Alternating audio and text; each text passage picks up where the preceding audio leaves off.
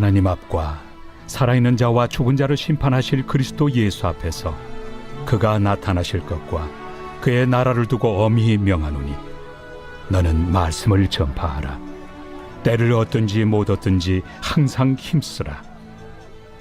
범사의 오래 참음과 가르침으로 경책하며 경계하며 권하라. 때가 이르리니 사람이 바른 교훈을 받지 아니하며 귀가 가려워서 자기의 사욕을 따를 스승을 많이 두고 또 그 귀를 진리에서 돌이켜 허탄한 이야기를 따르리라. 그러나 너는 모든 일에 신중하여 고난을 받으며 전도자의 일을 하며 내 직무를 다하라. 전제와 같이 내가 벌써 부어지고 나의 떠날 시각이 가까웠도다. 나는 선한 싸움을 싸우고 나의 달려갈 길을 마치고 믿음을 지켰으니 이제 후로는 나를 위하여 의의 면류관이 예비되었으므로 주 곧 의로우신 재판장이 그날에 내게 주실 것이며 내게만 아니라 주의 나타나심을 사모하는 모든 자에게 도니라. 너는 어서 속히 내게로 오라. 대마는 이 세상을 사랑하여 나를 버리고 데살로니가로 갔고 그레스게는 갈라디아로 디도는 달마디아로 갔고 누가만 나와 함께 있느니라. 내가 올 때 마가를 데리고 오라. 그가 나의 일에 유익하니라. 두기고는 에베소로 보내었노라. 내가 올 때 내가 드로아 가보의 집에 둔 겉옷을 가지고 오고 또 책은 특별히 가죽종에 쓴 것을 가져오라. 구리세 공업자 알렉산더가 내게 해를 많이 입혔음에 주께서 그 행한 대로 그에게 갚으시리니 너도 그를 주의하라. 그가 우리 말을 심히 대적하였느니라. 내가 처음 변명할 때 나와 함께한 자가 하나도 없고 다 나를 버렸으나 그들에게 허물을 돌리지 않기를 원하노라. 주께서 내 곁에 서서 나에게 힘을 주심은 나로 말미암아 선포된 말씀이 온전히 전파되어 모든 이방인이 듣게 하려 하심이니 내가 사자 입에서 건짐을 받았느니라. 주께서 나를 모든 악한 일에서 건져내시고 또 그의 천국에 들어가도록 구원하시리니 그에게 영광이 세세 무궁토록 있을지어다. 아멘. 우리 인생 끝자락에서 그리고 시작점에서 주님이 우리를 묻습니다. 따라하세요. 너는 달려갈 길을 다 마쳤느냐? 다시 말해서 우리에게 사명이 있어요. 하나님이 주신 소명. 그걸 다 완주했냐? 물으신다는 거예요. 바울이 고백했잖아요. 나는 달려갈 길을 마쳤다. 이게 뭐예요? 사명 완수했다. 중도에 포기하지 않았다. 세상에서 제일 행복한 인생이 어떤 인생인지 압니까? 목표가 선명한 인생이에요. 요즘 우리 젊은이들이 왜 눈동자가 그렇게 동태 눈깔이 돼가는지 아세요? 노량진에 가서 볼만한 눈동자가 있어요. 흐리멍텅, 영어도 잘하고 학벌도 좋고 신체도 건강하고 그렇잖아. 얼굴도 잘생겼고 근데 흐리멍텅하게 앉아있어. 왜? 내일 뭘 할지를 몰라. 아침에 늦잠 자는 거야. 1년 후에 뭘 할지를 몰라. 그냥 하루하루 살아가는 거예요. 그냥 하루살이 인생으로. 다는 아니겠지만 이게 뭐냐? 마귀가 풀어놓은 수면제. 가지고 어디 가서 아르바이트 하다가 한두 달 하다가 힘들고 불쾌하면 그만둬버려. 그러면 나라에서 수당이 나와. 이게 미친 거예요. 미친 거. 왜 노는다? 왜 노는데 돈을 줘? 일을 해야 돈을 주지.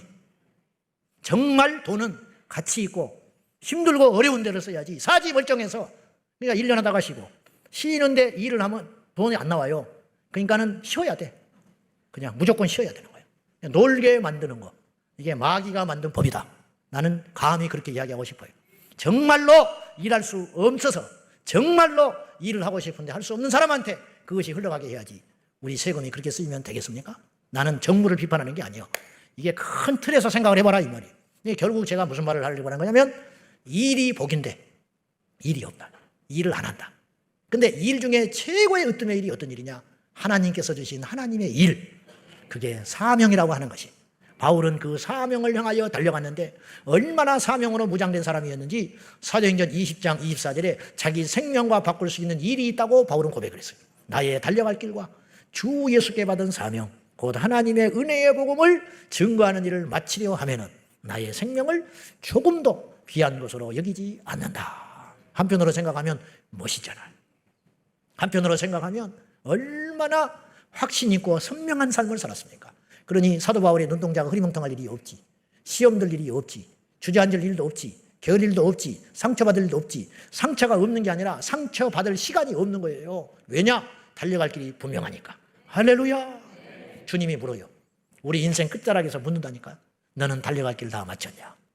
토마스 선교사님이 중국에 와서 자기 아내를 잃었습니다. 그러나 그의 사명을 꺾을 수 없었습니다. 지금부터 200년 전에 미얀마, 버마지요. 지금도 미얀마는 내전으로 심각합니다. 선교사님이 가끔 저한테 안부를 이게 들려오는데 지금도 총알이 날아와요. 그래서 목숨 걸어야 됩니다. 특별히 이방인들은 죽어도 나라에서 안 지켜줘요. 목숨 걸고 버마에서 선교하는 종들이 있어요. 그런데 지금 비가 너무 많이 와가지고 이 이상기후 때문에 원래도 무더운 기후인데 이 올해는 굉장히 심각하다고 그래요. 아무튼 지금도 그러는데 지금부터 200년 전 미국에서 이 미얀마의 최초 선교사로 간 젊은 부부가 있었어요. 그의 이름이 아도니람 저드슨이었어요. 이 아도니람 저드슨이 그의 약혼자와 결혼하기 전에 자기 장인 될 분에게 편지를 보내면서 다음과 같은 설득을 했습니다. 따님이 저랑 결혼하면 아버님은 바로 내년 봄에 따님과 헤어져서 이 세상에서 다시 볼 수 없을지 모릅니다. 따님은 선교지에서 고난을 겪게 될 것입니다. 바다의 위험과 인도 남부의 치명적 기후, 극심한 가난, 모욕과 압제, 심지어는 비참하게 죽을지도 모릅니다. 그러나 저희들의 결혼을 허락해 주십시오. 이게 지금 협박이요, 청혼이요. 하늘 아버지 집을 떠나 따님과 아버님을 위해 죽어주신, 그리고 무수히 많은 영혼들을 위해 하나님의 영광을 위해 돌아가신 그분을 위해서 우리들의 결혼을 허락해 주십시오. 곧 의의 면류관을 쓰신 따님을 천상에서 보게 될 것입니다. 이렇게 설득을 했어요. 그 아버지가 대단한 분이에요. 나는 뭐 누가 그런 편지도 안 보내겠지만은 내가 생각을 해봤어요. 누가 나한테 그런 편지를 보냈다. 그러면 저는 굉장히 고민할 것 같아요. 무시할 수도 없고 받아들일 수도 없어. 그러지 않겠어? 무시한 건 믿음이 없는 거고 받아들이자니 딸을 죽여야 되잖아. 기도해요. 그런 편지 오지 않으라고. 이 아버지가 대단한 결정을 합니다. 딸에게 모든 걸 맡긴다 했어요. 이 애는 더 대단해. 그의 친한 친구에게 편지를 다음과 같이 보냈습니다. 고민 끝에 그의 친구에게 편지하기를 하나님이 막지만 않으신다면 이 이교도를 위해서 떠날 날이 기대가 돼. 이곳에서의 모든 안락함과 즐거움과 가정과의 행복을 포기하고 떠나기로 결심을 했어. 그리고는 1813년에 두 사람은 여행을 하여 미얀마에 들어갑니다. 1824년, 그뒤로부터 정확히 11년 후에 두 사람은 복음을 전했다는 이유로 감옥에 갇히게 됩니다. 40도의 무더위 속에서 18개월을 포박당하여 비참하게 짐승처럼 옥살이를 합니다. 그 후에 석방이 됐으나 그의 아내는 그 후유증으로 죽습니다. 그러나 그의 남편 아도니람 저드슨은 귀국하지 않습니다. 그리고 선교지에서 마지막까지 생명을 태웁니다. 그가 죽을 시점에 미얀마에 7천 명의 그리스도인들이 있었습니다. 그리고 그 7천 명은 21만 명으로 불어납니다. 한 사람의 희생으로, 한 사람의 사명 완주로 이렇게 엄청난 생명의 열매들을 거둘 수 있게 된 것입니다. 그 어떤 시련도 우리를 포기할 수 없게 하는 것이 하나는 있는 것입니다. 직장도 포기할 수 있습니다. 어떤 세상의 재미거리도 포기할 수 있습니다. 그러나 우리의 기분, 우리의 상황, 우리의 처지와 상관없이 마지막까지 완주해야 할 일이 있습니다. 그건 뭐냐? 주님이 우리에게 맡기신 사명입니다. 그 사명을 발견하셨습니까? 그러면 복된 자라는 거예요. 그리고 그걸 붙잡았으면 어떤 경우에도 요동하지 마라 이 말이에요. 중도의 탈락자가 많은 것이 이 시대 현대 그리스도인의 특징이에요. 그만큼 뭐냐? 영적으로 약해져 있다 그런 뜻이에요. 포기해버립니다. 안 한대. 입에 달고 살아. 안 한대. 하지 마. 하지 마. 뭘 몰라서 그래. 의의 면류관에 대한 믿음이 없기 때문에 완주를 못하는 거예요. 너무 어리석어. 누구를 위해서 믿어줍니까? 누구를 위해서 이 사명을 하는 것입니까? 주님과 나를 위해서 가는 거예요, 사실은. 누구를 위해 전도합니까? 그 사람? 어떻게 보면 그런 것 같아. 어떻게 보면 그 사람을 희생하고 그 사람에게 전도하는 것 같아. 그러나 사실 그렇지 않아요. 주님을 위해서, 그것도 사실 더 깊이 들어가 보면 주님을 위해서만이 꼭 아니에요. 나를 위해서 하고 있는 거야, 나를 위해서. 나의 상급을 위해서 달려가는 거예요. 여러분, 마라토나가 결승점을 열려 달려갈 때 누구를 위해 달려간 겁니까? 겉으로는 태극기 달고 조국을 위해서 달리는 것 같아. 겉으로는 자기를 후원해주고 지원해주는 사람들을 위해서 하는 것 같아. 그러나 아니에요. 사실은 자기를 위해서 달리는 거야. 이기면 자기 이름이 드러나는 것이지. 우리가 천국 가면 우리 이름이 드러나는 것이지. 천국 가면 우리가 들어가는 것이지. 누가 들어갑니까? 그러므로 우리 모두는 중도에 포기하지 말고 절대로 탈락하지 말고 마지막까지 완주하는 지혜로운 우리 모두가 되기를 예수님의 이름으로 축원합니다. 제가 이것저것 능력도 부족한데 막 얽힌 게 많고 일이 많아가지고 오란 데는 많고 청하는 데가 많아가지고 말이 그렇지요. 설교 준비를 다 해서 가야 되는 거예요. 웬만하면 제가 아주 중요한 설교 아니고는 준비를 해서 간다. 왜냐? 다 듣고 와서 앉아 있으니까. 이 왼수들이 그래가지고 있으니까 준비를 해서 가려니 정말 힘들어요. 뭐 한번 가는 게 문제가 아니에요. 가기 위해서 준비하는 게 뼈가 녹는 거야. 그래서 너무 힘들어가지고 이게 반가운 것보다도 조금 불평이 종종 나요. 내 안에. 청하면 막 짜증이 날 때가 있어. 사람이라. 근데 어느 날 그러고 나니까 내 마음속에 주님이 안 갈 거야? 딱 그러신 것 같아요. 안 갈 거야? 움찔해서 내가 겁이 확 나는 거야. 안 가? 답을 못했어요. 마치 안 갈란 마라 그런 것 같아. 착각하지 마라. 너 아니고도 줄 서 있어. 네가 대단해서 가는 것 같아? 내가 보내니까 가는 거야. 네 힘으로 하는 것 같아? 하지 마. 얼마든지 나한테는 대안이 있어. 주님이 그러시는 것 같아. 야, 너 병원에 누워있으면 어떡할래? 너 목소리 안 나면 어떡할 건데? 겁나잖아요. 맞아요. 그래서 다시 달려가요. 사랑하는 성도 여러분들, 착각하지 마시오. 여러분이 아니면 안 될 것 같습니까? 여러분이 안 되면 하나님 나라에 큰 손실이 날 것 같습니까? 착각하지 마세요. 여러분, 주님은 나아기를 통해서도 말을 하시는 분이야. 선지자들에게 하기 싫어? 힘들어? 하지 마. 외치지 마. 돌들로 소리지게 할 거야. 돌들로도 소리 지르게 한다는 거예요. 돌들을 통해서도 하나님이 하시려면 해요. 돌들로도 사람을 깨우치려면 깨우치고 돌들로도 전도하려면 하고 저 돌들을 들어서라도 한 나라를 죽이고 살리려면 주님이 하신다 이 말이에요. 다윗의 돌을 주님이 사용하셨잖아. 이것이 이스라엘의 운명을 바뀐 사건이 됐잖아요. 그러므로 착각하지 마세요. 써줄 때 잘하세요. 하나님이 사용하실 때 잘해야지. 뺏겨버리고 난 다음에 후회하지 말고 마지막까지 주님 주신 사명 완주하는 우리 모두가 되기를 축원합니다. 마지막 주님이 묻습니다. 따라합시다. 너는 믿음을 끝까지 지켰느냐? 우리 중에는 두 종류로 구분해 볼 수가 있어요. 그냥 판단이 아니고 믿음이 없는 사람이 있고 믿음을 갖게 된 사람이 있어요. 성경에도 이야기해요. 어찌하여 믿음이 없느냐 그래요. 주님이 그랬잖아요. 믿음이 없다는 거예요. 네가. 그러니까 우리 중에 믿음이 없다. 믿음이 없으면 천국 못 가. 믿음으로 가는 나라가 천국이거든요. 그렇죠? 그러니까 믿음이 없으면 이건 그냥 그런가 보다 하는 일이 아니에요. 믿음이 없는 일은 지금 잠을 안 자야 할 만큼 시급을 전폐하고 매달려야 할 만큼 중차대한 위기인 거예요. 여러분 중에 믿음이 없다? 나는 이제 믿음이 안 생기는지 몰라. 그걸 웃어. 웃을 일이요 그게? 그게 웃을 일이냐고. 반대로 믿음을 갖게 된 부류의 분들이 있어요. 믿음을 갖게 됐다. 그러면 믿음이 없는 사람은 믿음을 가져야 되고 믿음을 갖는 순간부터 우리에게 어떠한 짐이 부여되냐면 믿음을 빼앗기지 않아야 돼요. 믿음을 갖게 됐다면 믿음도 잃어버리는 게 되는 거예요. 그러니까 믿음을 지키라고 성경은 이야기하고 있어요. 믿음을 지키라고 그러잖아요. 예수님이 우리에게 와서 찾을 게 뭔지 알아요? 마지막에 누가복음 18장에 주님이 이렇게 말했어요. 인자가 올 때에 세상에서 믿음을 보겠느냐? 이 말이 무슨 말인지 알아요? 인자가 마지막 때 다시 재림하여 오실 적에 우리 각 사람에게서 믿음을 찾는다는 거예요. 믿음을 본다는 거예요. 믿음 있으면 내놔봐라.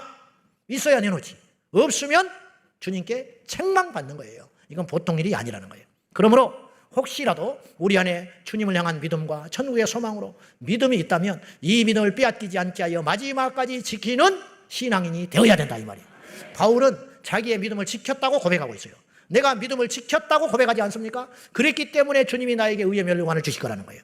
근데 믿음을 지켜내지 못하면 아무것도 얻지를 못하는 것이지요. 중도 탈락자 돼서는 안 되는 것입니다. 우리 주변에 보면 뭐 직분자고 뭐 교회를 오래 다니고 뭐 어쩌고 뭐 모태신앙이고 어쩌고 저쩌고 매주 나는 새가족이 등록할 때마다 그걸 보고 있어요. 목격하고 있어. 세례를 받았어. 가족 식구가 세례를 받았어. 근데 혼자 등록하는 거예요.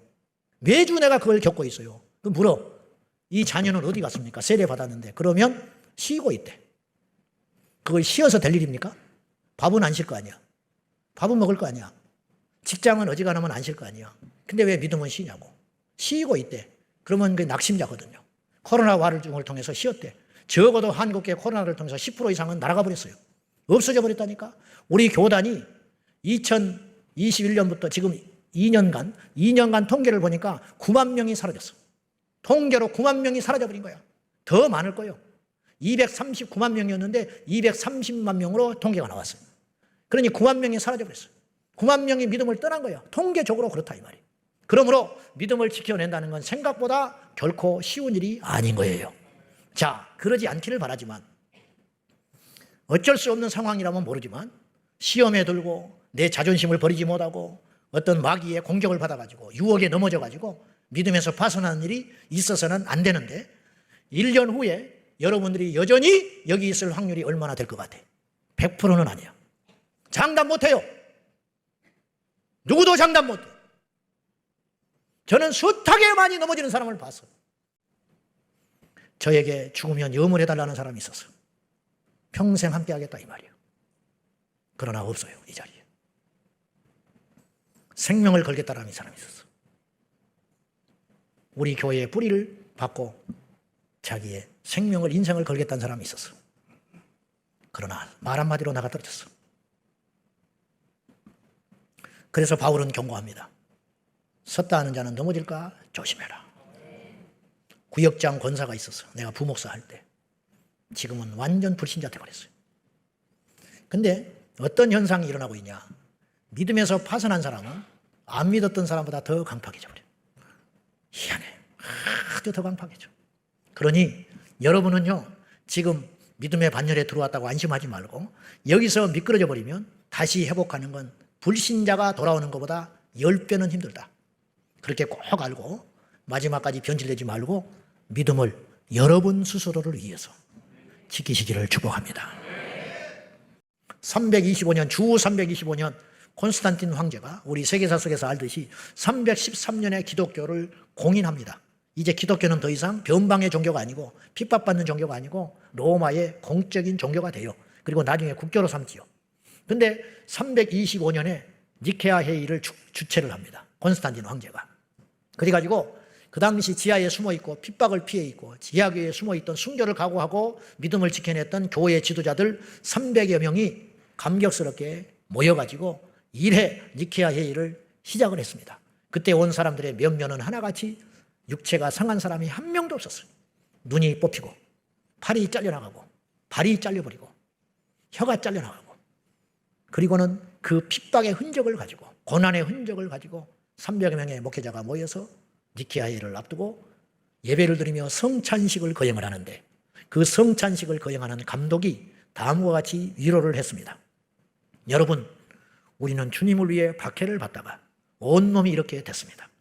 그러나 이것은 고난의 흔적뿐만 아니라 주님을 사랑했던 사랑의 흔적이요 믿음의 훈장과 같습니다. 우리에게 예수의 흔적이 있느냐고 주님이 물으세요. 믿음을 지켜내기 위해서 싸운 흔적이 있느냐? 믿음을 지키기 위해서 투쟁한 삶의 흔적이 있느냐? 잘 먹고 잘 사는 게 축복이 아니에요. 믿음을 지켜내기 위해서 끊임없는 투쟁을 통하여 십자가의 흔적, 스티그마, 이것을 간직한 자가 마지막에 인생의 승리자가 되는 것입니다. 여러분, 어차피 24시간이요. 어차피 삼시세끼요. 어차피 70이요, 80이요. 그 이유는 생각해 보셨습니까? 우리 주께서 물으신다니까요. 너는 선한 싸움을 했느냐? 너는 달려갈 길 다 마치고 왔냐? 너는 믿음을 지켰느냐? 기도하십시다. 하나님 아버지, 준비된 자로 살기를 원합니다. 언젠가 맞닥뜨릴 인생의 끝자락에서 예수님 만나 할 말이 있는 인생이 되게 하여 주옵소서. 내가 선한 싸움을 싸웠습니다. 달려갈 길을 완주했습니다. 그리고 나의 믿음을 지켰으니 이제 주님께서 나에게 예비하신 의의 면류관이 부끄럽지만 자격 없지만 제 것이 될 줄로 믿나이다. 고백하는 우리 모두가 되게 하여 주옵소서. 예수님의 이름으로 기도 올리옵나이다. 아멘.